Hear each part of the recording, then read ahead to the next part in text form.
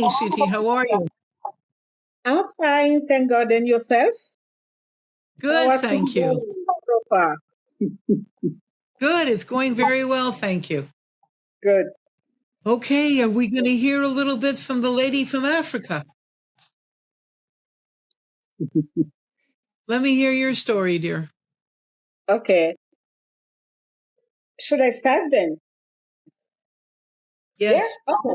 So I Yes, know that sure. we have to start everything. So my name is Siti Batulusen from Comoros, which is island state in the Indian Ocean, part of the East Africa region. I'm newly retired from an international organization with working experience in leadership management to empower women and young people in humanitarian and developing contexts, mainly in Africa and the Caribbean. So in doing so, I have enjoyed helping people and empowering young people and women addressing their personal life issues and to accompany them to achieve their goals. My successful training as a life coach at the JCT certification program equipped me with the tools, the proven technical tools, while furthering my knowledge and spirit to provide quality life coaching services with focus on empowering women from underserved communities. That's me. Do you have the questions? Question. Tell me your interaction with the people. I couldn't hear you, sorry. Tell me your interactions with all these women. Oh, okay. So let me tell you first about my passion with this niche, addressing the woman needs. It's based on my personal and professional experience in supporting women affected by disaster and shocks from various situations. Of course, young people and women with special needs, including those with disability, were of high concerns as their needs are most of the time overlooked. So my experience has called for a unique practice and understanding of the challenge women face, but also their aspiration for a better and dignified life in such circumstances. I consider that investing in women and young people is not just the best thing to do. It's a smart and strategic investment that yields significant returns for everyone. Of course, in some cases, you don't see the direct returns from your impact, your program. The outcome may come later, but what was very satisfying is the fact that you can see small reaction for those people that were in front of you who expressed that their joy, or they expressed that they have reached a kind of dignity, which most of the time lack in such situation of deprivation, be it in humanitarian setting or developing country. I consider also, from what I have done, and my focus on young people, young women, is because they lead the transformation that is needed in the households, in countries and worlds, especially where their human rights are not observed. I will say that the experiences are various, but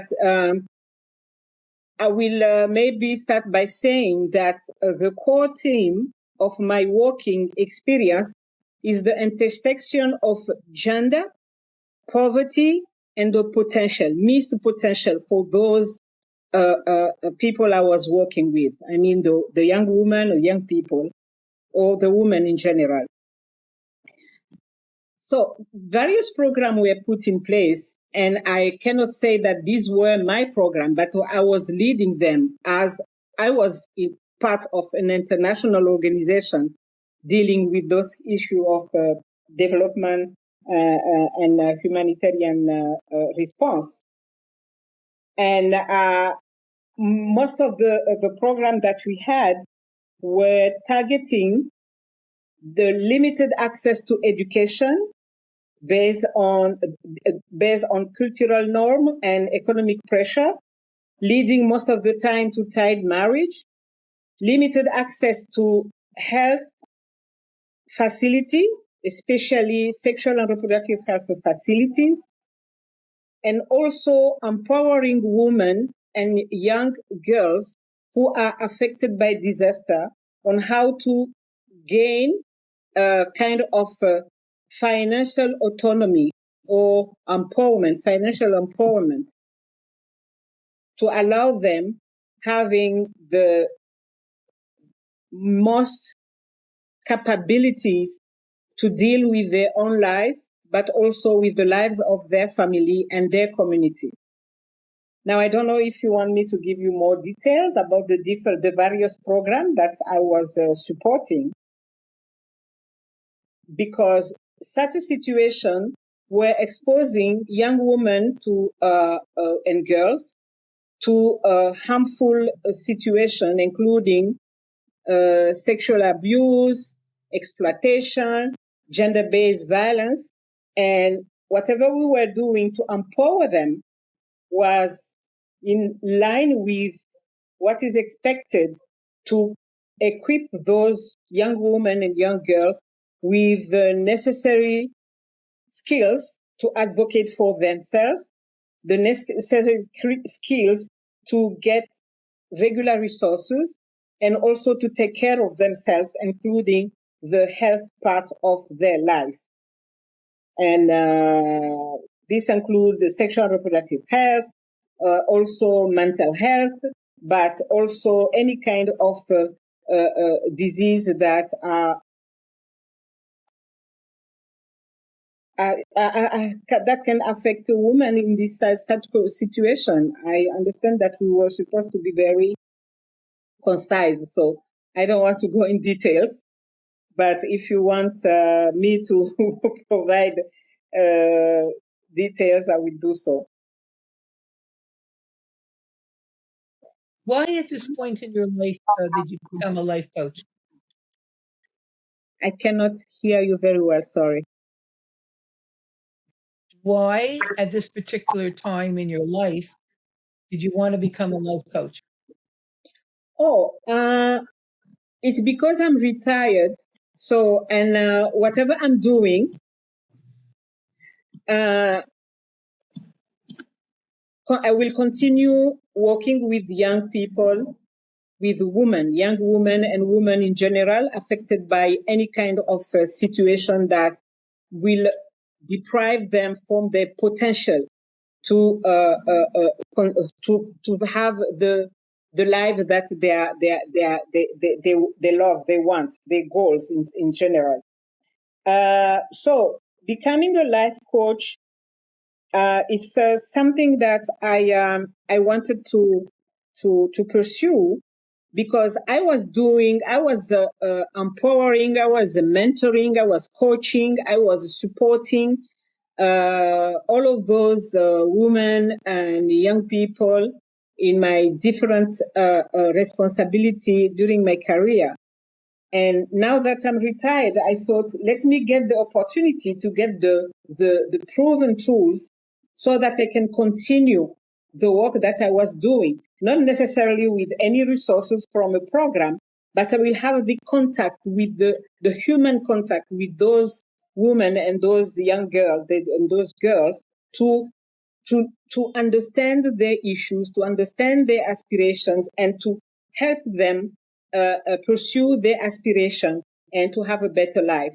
So, and first thing that I'm trying to do right now is to work with my community, because I am aiming to give back to my community.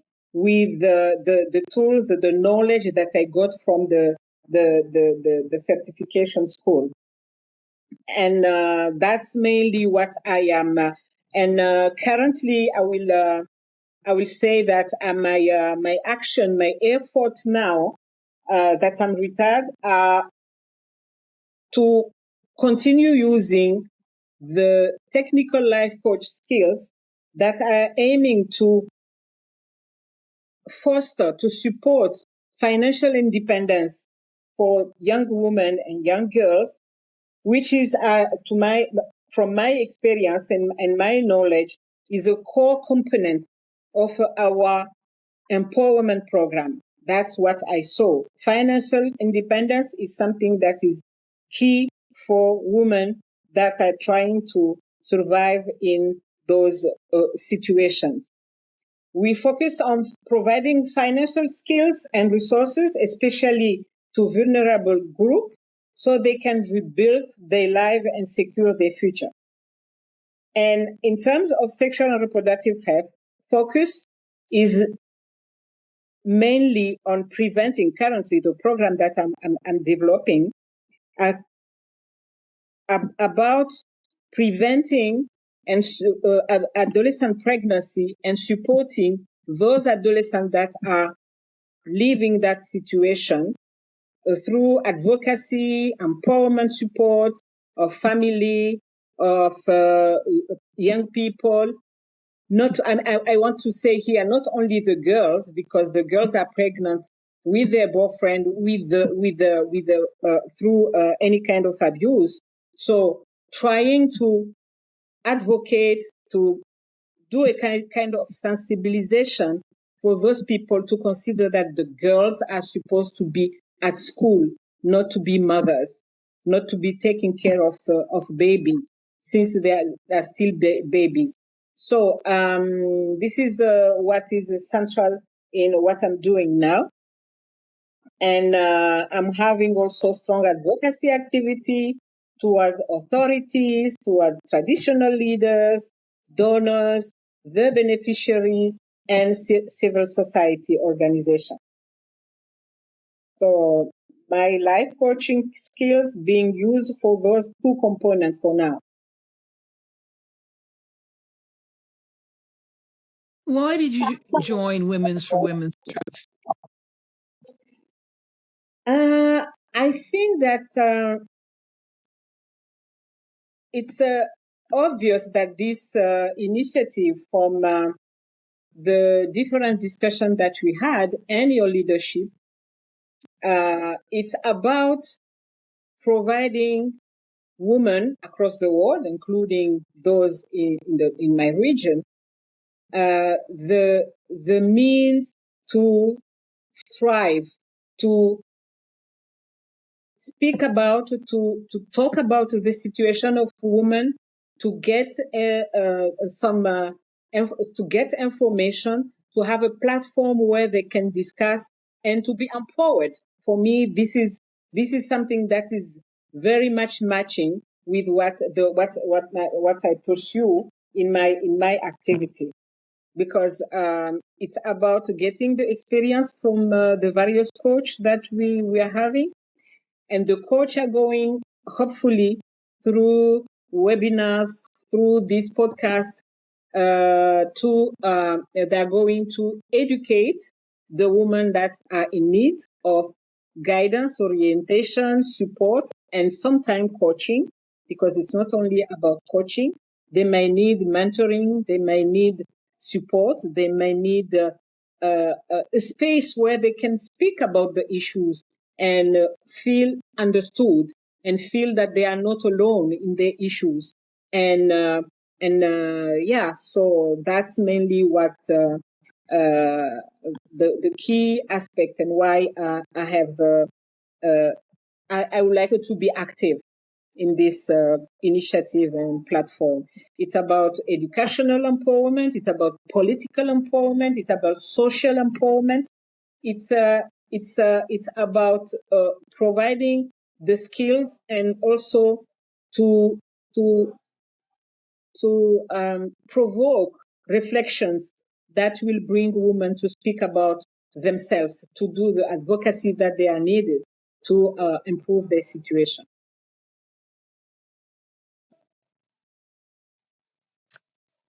If Siti could do anything she wanted in this group, what would she do? Okay, Anything you want. what I will do, I think I can bring any aspect that has to do with women empowerment. I can assist, of course, not necessarily through coaching, but through mentoring, through participation in the various platform discussion, etc., and bring my experience. I've been working around the women and young people issues, including young women from underserved community for 30 years. And I believe that I can bring something to that organization. Now, what is the structure of the platform? I think I'm looking forward to know, and then I can position myself in line with my capability. I don't know if I have addressed your question, but I'm fully Yeah. engaged. I am fully engaged and will bring everything that has to do with the women empowerment as related to the experience that I have.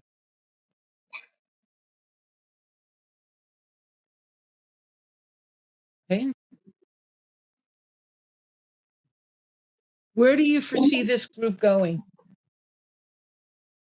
Say it again, sorry. Where do I see the Where do group you going? where do you see this group going? I see the group blooming. That I think that it's something that I trust on for various reasons. And first and foremost is your leadership. You are you are you are, as I used to tell you, you're the backbone of this initiative.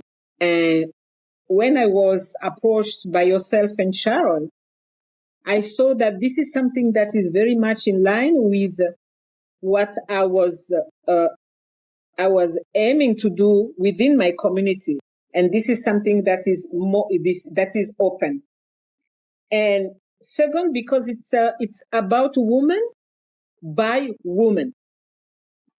In my experience, I used to think and say, and I still believe in that women cannot succeed if they don't have men by their side, because in most of the context, the decision is being made by men.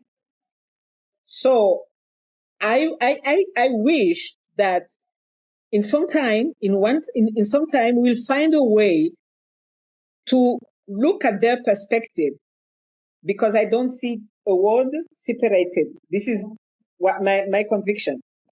I don't see a world separated, women here and men here.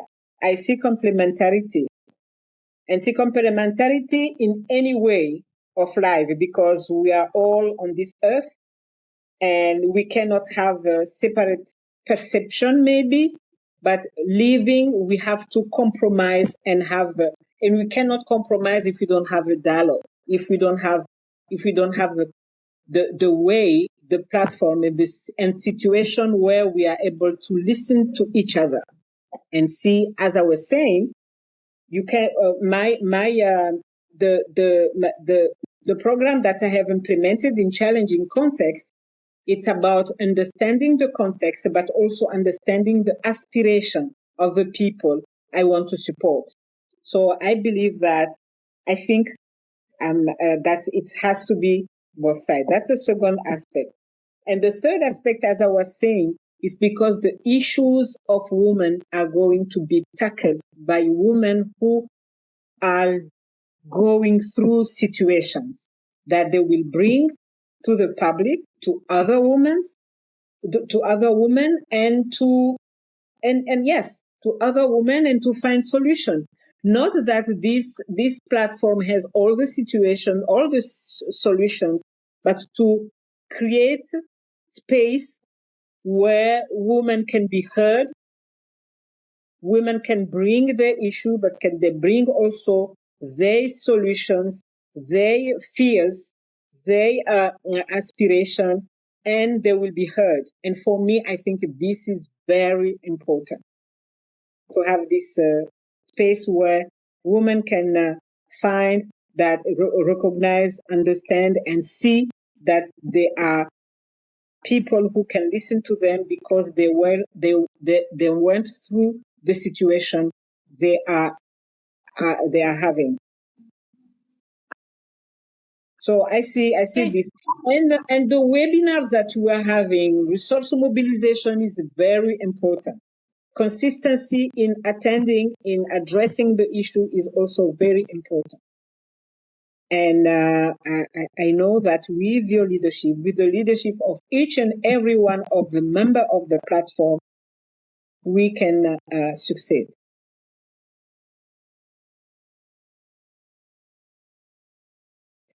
I want to thank you for being a part of this group, and I want to thank you for participating today on the podcast. And I look forward to seeing you at the webinar in a couple of weeks. Mm-hmm. Thank you again, Siti. Thank you for your kindness and for your wisdom. Thank you very much, Sharon, for having me. And I wish you all the best for the upcoming sessions. See you soon. Thank you, dear. Have a good evening. Okay, thank you. Bye-bye.